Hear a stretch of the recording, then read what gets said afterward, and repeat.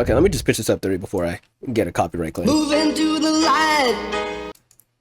Move into the light. Move into the light. Hear what I say. Oh, I just want the vocals out of this. I can't lie. Move into the light. Hear what I say. Move out of the night and into the day. Move into the light. Hear what I say. Move into the light. Hear what I say. Move out of the night and into the day. I want to bring up like an organ.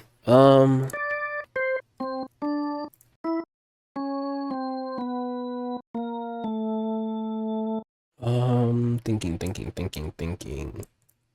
It's this, and then. Move into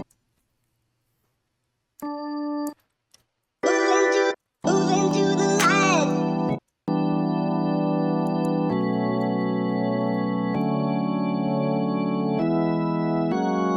Why is it white? Oh, these ones over here, they're muted, so they don't play no more.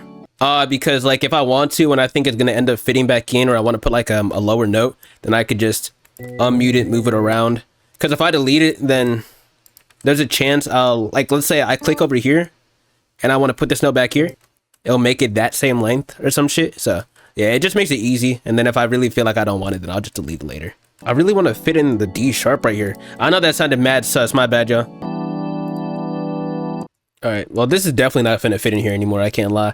Move into the light. Hear what I say. Yeah, like this right here does not fit in. Oh wait, no, never mind, it's in a different key. Hear what I say. Move out of the night. Ah, shit, bro, I'm ass. Move into the light. Hear what I say. The night into the day. Move into the light. Hear what. Let me add strings. I'm gonna add the strings from purity. Nah, I actually don't like the strings, I'll be honest.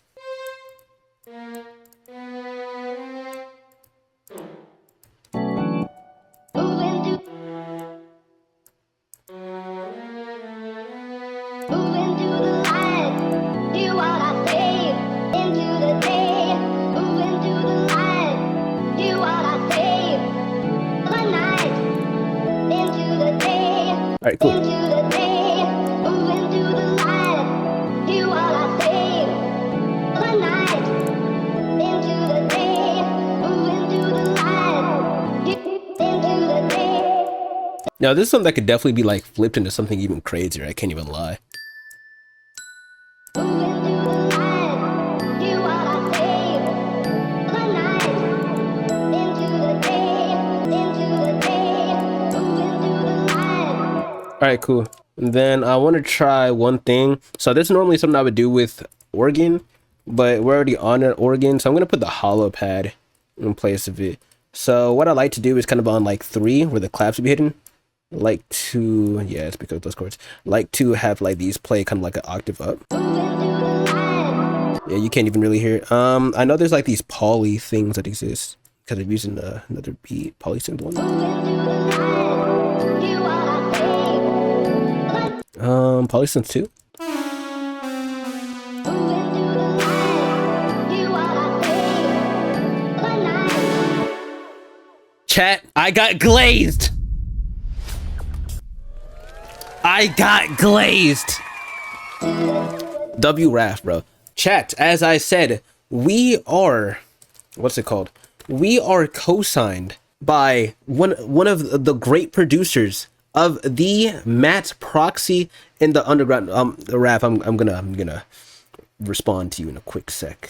Just give me a quick sec. I'm doing some funny glazing, some glaze shit. Sauce Vaults, you're gonna do it, bro. The best to ever touch this stuff. No. That's a cosign, ladies and gentlemen. That is an obvious cosign. Back of the line, Matt Proxy, produced by Sauce Vault. Sauce Vault, fun fact, he was I mentioned it before, I'm pretty sure. He was my lab partner. First in-person class I ever had in college. Sauce Vault was dead my lab partner. Crazy things, crazy. Rap, your songs always sound so full. It's very nice to see the secret it's layering, because I feel my songs are kind of empty even if I had a lot of melodies. I really just put it to sound selection. If y'all notice, a lot of times, like, I'd be spamming control up and down like a motherfucker. I'd be trying to fill the sound range like crazy. A lot of YouTube producers will tell you not to overproduce, leave your beat fucking empty. And honestly, for me, with that whole filling your sound range, it's really all up to you. Because you can always end up using your tools like EQing to make room for someone, and a mixing engineer, especially current day, where the underground in specific, they have a lot of full sounds. You could just use your tools to make that space. Like this thing I added, the polysynth on number 10. I'm already hearing in my ears. This takes up a lot of high mids. So a good amount of it comes to ear training. But yes, filling the sound range is sound selection and the octaves. This is taking up a great amount of the mid over here on this organ. Mids up here, and then these low mids from these bass notes. And then up here, this piano, it's so quiet, you can see the decibels over, it's like not even hitting 12. That's quiet as fuck. So it just supports it. So it's not like it's taking up too much sound. It's just kind of a supporting figure. This string is taking up even more of the low range. So there's that to already have in mind. So I'm already thinking, okay, cool. I filled up a great amount of the mids, the low mids. I'm just missing the high mids. And then obviously I can EQ it down from the high mids. So it's still there, but and can be heard, but an artist can hop on. And once the voice is taken off, it's apparent again. So yeah, that's really all I'm thinking of. And then as I said, for the high mids to bring it down, a lot of that harsher sound in the top of someone's voice you're hearing is really up here in the 4 to 8K range, I'd say. That's kind of where I hear myself. A lot of people say 5 to 8K, that's where that sibilance is created. So you can literally just take an EQ band. I'm listening for the high mids up here. And right here, I'm already hearing that super harsh and heavy. Some producers will say, oh yeah, just take an EQ narrowband and just listen around for what sounds bad. As a beginner, I can recommend that a little bit. If you've been making beats for a minute, you should definitely ear train and sound train. By that, I mean there's EQ videos on the internet, ear training videos. There's games like Sound Gym and all that stuff you can use to understand the range of shit that you're hearing and all that. I know I'm going super in depth, but I'm just trying to be as helpful as possible. I heard that was like super harsh in that range. I think it's going to be there. I'm making this band a little wide and I'm just pulling it down. It's still there. I pulled it down by negative 1.5 decibels. Without it. You can feel the slight bright difference. And that is enough of a difference, honestly, for just someone to hop on there and be a bit more over the beat than getting a little bit buried. Obviously, mixing engineers have tools they can use to help fit someone's voice there. But yeah, I specifically also feel like 2 points of someone's voice that are going to be heard the best are these ranges right here, the 200 to 300, if they're in front or behind the beat. And then this range up here where the sibilance starts to get created. So yeah, that last half was mixing and also not overcrowding your sounds. Obviously, I mentioned layering. You can create space, obviously, with EQ. It's easy to lose a lot of low end and make muddiness with reverb. I should actually boost this up. I like having my low cut on sounds I know don't need low end, having the low cut at like 250, because then I have room for my subs and all the low stuff, like the low strings and the low piano and all that stuff. And decay time also matters, because you have a lot of decay time, it will create mud. Earlier in the stream, I was on Citrus and I pulled back the decay time of something because it was creating mud. Yeah, I think that's really it though. That's really it. I'm also going to add some chorus onto this because I wanted that at first.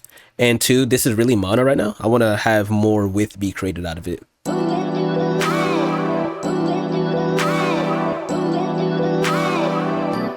Nah, for sure, bro. I mean, mixing, honestly, it's like no one is really perfect per se at mixing, but it's just something to always get better at. But yeah, simply sound selection, EQing, and even volume is going to take you a long way. Before you even end up adding stuff like reverb, chorus, delay for that extra width and cool effect, EQ, volume, undoubtedly. Plus, you can mix a mono. People like doing that to make their sound forcibly cluttered.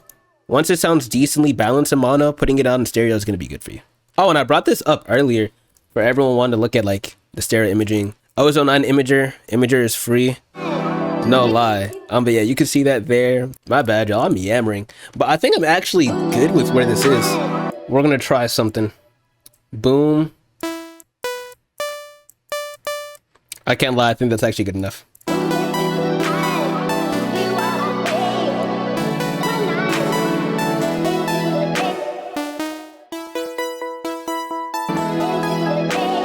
I'm just gonna keep this as a nice little loop. I'm gonna turn off the limiter so y'all can hear it as it's full. Jesus Christ, I'm so sorry, y'all. Jesus, like, damn, I move that damn slow. I'm already knowing, because I be trying to have fun as much as I fucking can on this shit. But here's what it sounds like.